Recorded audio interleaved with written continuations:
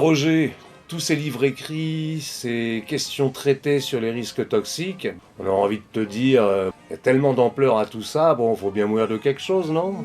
Bah oui alors, bien sûr. Moi je te propose, quand on traverse la rue, on va plus regarder à gauche et à droite. S'il y a un camion qui arrive et tout ça, bah faut bien mourir de quelque chose, hein. Pourquoi on regarde à gauche et à droite?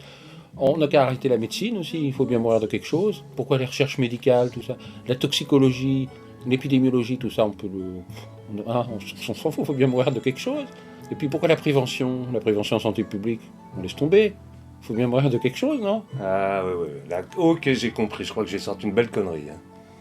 Peut-être, ouais. Merci Roger.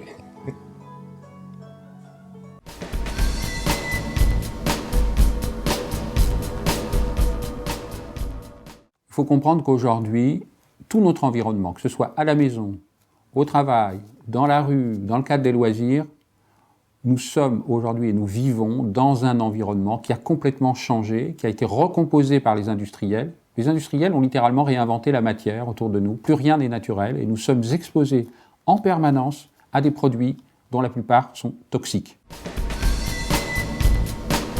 La toxicologie, c'est simplement évaluer la toxicité des différentes molécules chimiques qu'on invente, qu'on met sur le marché, ou celles qu'on côtoie donc quotidiennement, même depuis longtemps, mais dont on avait sous-estimé la toxicité, comme l'amiante, le mercure, etc. La toxicologie, c'est la science de prévention par excellence. C'est celle qu'on doit mettre en œuvre avant de mettre un produit sur le marché. Pas de données toxicologiques, normalement, pas de marché. Or, les industriels sont en train de transgresser tout ça, notamment avec les nanos. Il faut savoir que les nanoparticules qu'inventent aujourd'hui les industriels et qu'ils mettent sur le marché n'ont pas été testés avant d'être commercialisés. On est revenu à la préhistoire de la prévention. Il faut que les citoyens, ensemble, se mobilisent et imposent à nouveau que les produits qu'on met sur le marché soient testés sérieusement, notamment sur les doses à long terme, parce que les effets à long terme ne sont pas étudiés.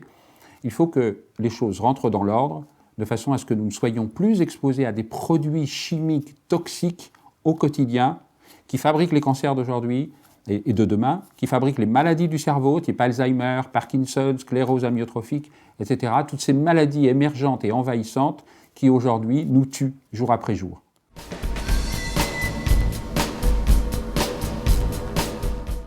On a appris à faire la première révolution, on a accompli la révolution pasteurienne, celle qui consiste à prendre en compte l'existence des microbes, au début auxquels on ne voulait pas croire, ou à laquelle on résistait en disant, vous vous rendez compte, il va falloir se laver les mains en permanence, laver tous les ustensiles, les médecins se plaignaient, les chirurgiens aussi. On a appris à prendre en compte tout ça, on a fait la révolution pasteurienne, même si des progrès sont encore à accomplir.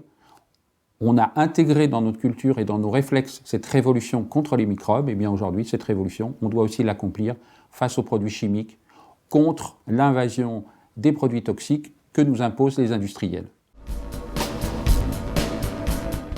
Je dirais le minimum de jugeote, de sens commun, permet déjà de réduire considérablement les expositions.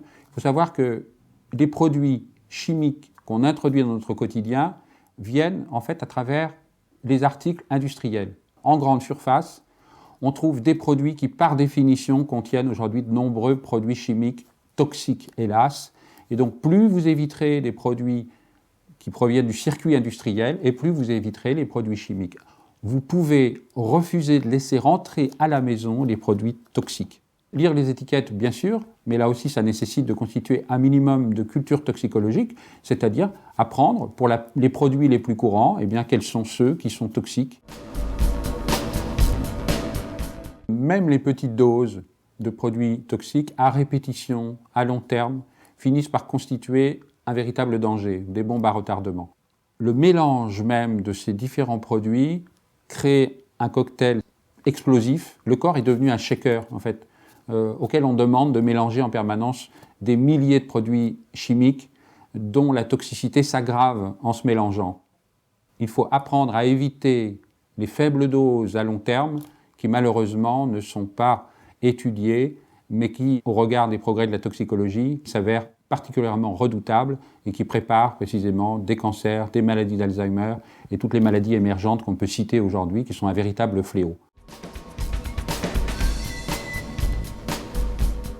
Sur le web, aujourd'hui, on trouve toutes les études toxicologiques qu'on a besoin de consulter, les rapports toxicologiques, les rapports en particulier de l'Agence Sécurité Sanitaire Environnementale, des rapports de l'OMS sur le sujet. Il y a tout un tas d'études qui nous permettent de nous forger une opinion, de construire notre expertise ensemble et d'agir à la fois individuellement pour se protéger au quotidien, mais d'agir aussi ensemble, de façon à obliger nos élus à écrire et à voter les lois qui nous protègent. Et même le maire, à travers ses actions dans la commune, son attitude avec les pesticides, par exemple, sa façon de prendre en compte la toxicité, lui aussi doit accomplir sa révolution toxicologique sous la pression des citoyens.